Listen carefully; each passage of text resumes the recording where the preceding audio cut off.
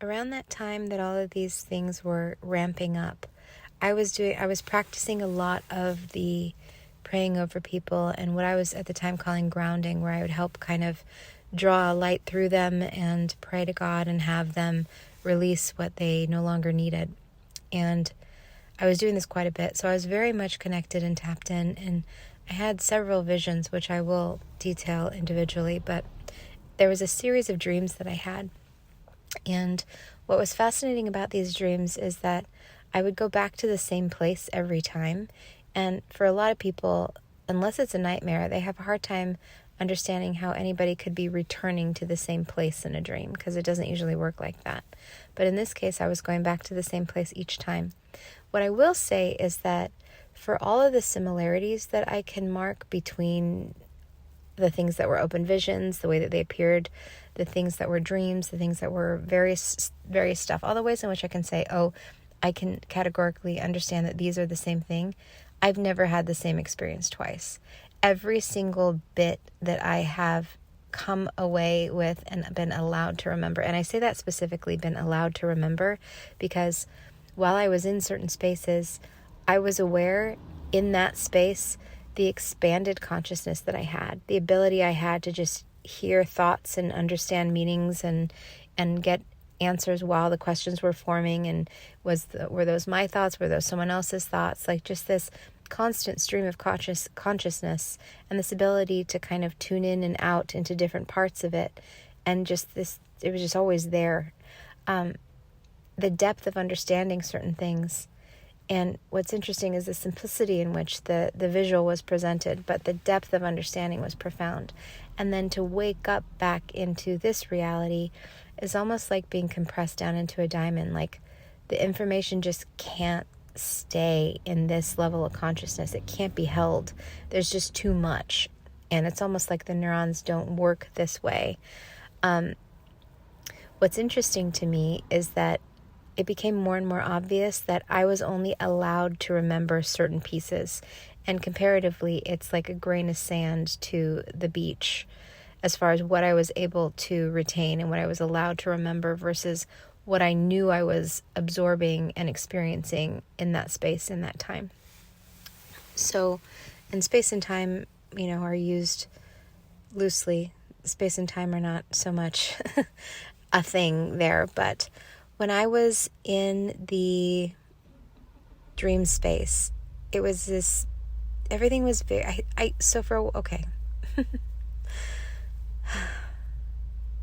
chose to call this set of experiences dream school, and then maybe more specifically heaven school.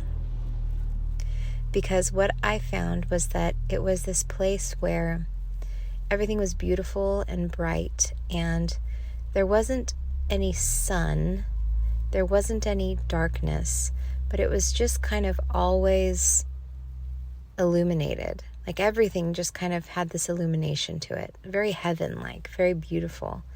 And all of the surrounding buildings and walls and courtyards were just white marble, but not shiny marble, like matte marble. Like not cement, definitely not cement, but like beautiful stone, but natural, and it just had so much light and illumination in it that it had brightness to it, even though it wasn't shiny, if that makes sense. So 2 of the first experiences I remember seeing the building at different times from the outside, not seeing the building, but mostly seeing the ground and just sensing that there were these big white buildings made of the same material. And it's almost like there are blinders on. Like if you were to take an image and just blur out the peripheral vision or just blur out certain parts, like you are allowed to remember this part specifically.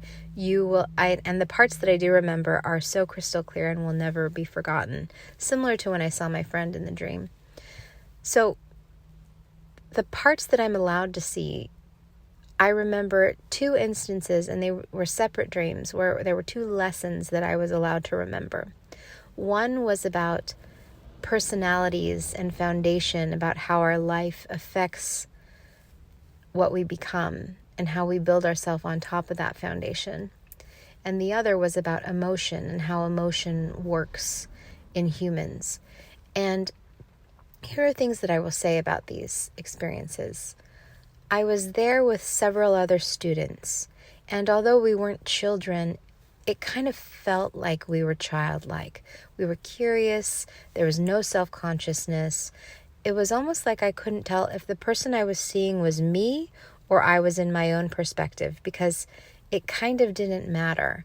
Like, I was looking at this young, I'm assuming girl, could have been a boy. Everyone that I interacted with in this space was somewhat androgynous. Like, you couldn't objectively say that is a man, that is a woman.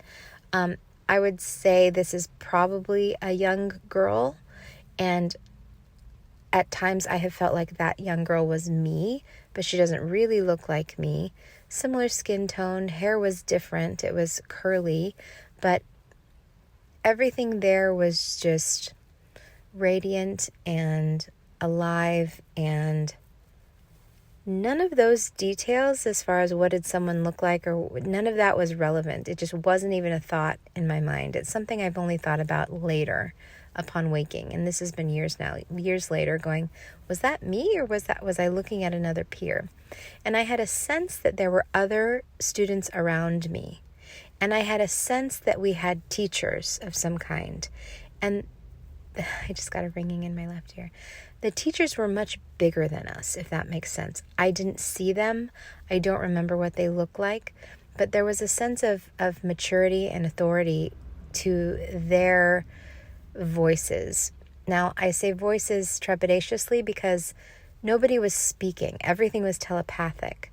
So you would hear your own thoughts and questions, and you would hear answers to those questions, and you would hear, if I looked in one direction, I could hear other people's thoughts and other conversations that were being had. It was like all, and then at times there would be this like flooding in of knowing, of information that was coming from somewhere completely different. It was like everything was accessible at all times. There was no self-consciousness because there was nothing hiding. There was nothing hidden. Like you just, everything was altruistic. Like, there was no motives, there was no manipulation, there was none of that. It was just pure understanding. And so that's kind of what I mean when I say we all had this like childlike curiosity, because there wasn't any agenda attached to anything. We were all just interested in learning and, kind of just soaking it all up. And I don't know exactly what these dreams are, as far as, was this before we came to Earth? Is this training that we're having while we're living this life over in heaven so that we can be prepared for our missions here? I don't know. I don't have that information. And quite specifically, I've only been allowed to retain like the tiniest bits of information, but enough to piece together, like a puzzle. Where am I? What's going on? So I had two separate dreams that were like this. The first one, I remember staring across from me and seeing another student, which might have been me or it might have been someone else. But like I said, it didn't matter. And I could sense and hear there were these larger beings around us that were teaching us. And there was a sense of knowing and maturity in them. And then there was just this constant access to information that was just happening telepathically. And then the next level in which I remember is that there were two specific lessons that I was allowed to see and then take away.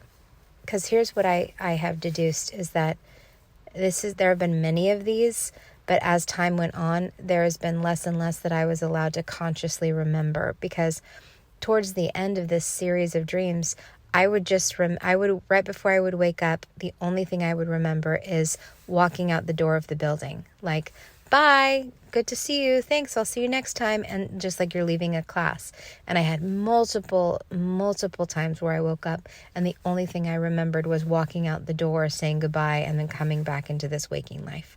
So I know there have been many lessons, but I don't consciously remember them all. The two that I do remember are fascinating though. The first one, and the way that these were set up, these lessons, the ones that I remember, we were in an outside space.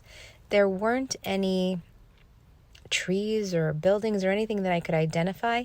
Again, it was like I had a sense that there were things there, but I also wasn't receiving that information. Like, it was blocked from my vision, basically. I never saw my instructors. I never saw the actual building I was in.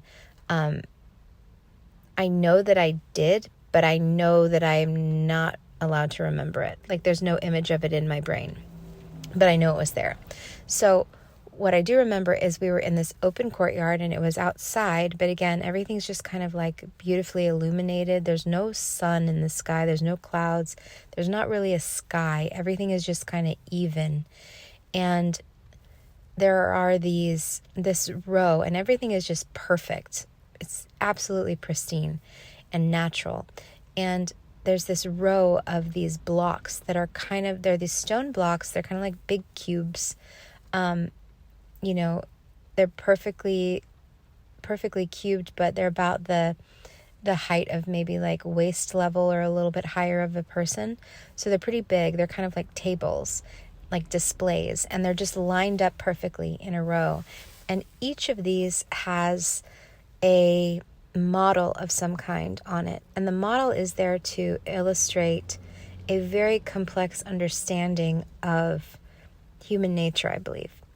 The first one I remember looked like a series of four-sided Lincoln log towers. And again, these images are just so rudimentary. They're so simple. But the depth of understanding the nature of humanity was so profound. So you see this long row, and I don't know, it might have been 10 or so, at least that many. I don't know how far it went in either direction, because the view that I was allowed to see was just somewhat what was in front of me. And the focused view I had was just on the different images that I was looking at, because that was the lesson. That's what I was there to retain. And the Lincoln log towers, they were four-sided, and you would see that some of them, there was maybe one that was perfect and true, all the way from the top to the bottom, perfectly straight. Every other one had some sort of defect. And for the ones that had the defect really low at the base, the foundation, it would end up, even if the rest of the tower, if it found a way to true itself and it was able to straighten itself out, it was always twisted and it was always impacted because the first few rows were disrupted. In some of them, there would be just like completely a missing piece, and then further up the tower, there might be another missing piece. For others, it would be mostly okay, and then there'd be just one completely skewed. And so what it was illustrating to us is personality and kind of the development of the human. And the log tower was built over time. So the foundation, the lower rows were kind of like the early years in someone's life. And then the upper rows were, the later years. And there was just this deep and profound understanding that even if somebody was able to fix things and sort stuff out and maybe straighten out their life, even if they had trauma or something bad happen that disrupted their balance at the early years, that they would still be off, that there was no way to completely rectify something once it had been damaged. The only way to fix it would be to go all the way back down, deconstruct it all the way back down to the base and rebuild it. And this has been a really profound understanding that I use constantly, because I'm a medical professional and I work with people who have a lot of trauma, and to work through my own history, my own trauma, to understand that, we can't just build on top of a disrupted foundation. We have to go back down. We have to go back down and excavate, and we have to look at the foundation. We have to figure it out and fix it and repair it and clean it up. And that speaks a lot to the importance of, even going back and talking to your younger self and just giving them the love and the protection that maybe they didn't have. So that was really profound. But again, it's taken me years to sort of come to a real understanding in this consciousness of what that meant. And it's not something, I can't even begin to tell you all the things that I was aware of and the depth at which I understood while I was there that I can't even articulate or comprehend here waking. So that was one of the most interesting ones. I'll tell you about the second lesson I learned in the next session.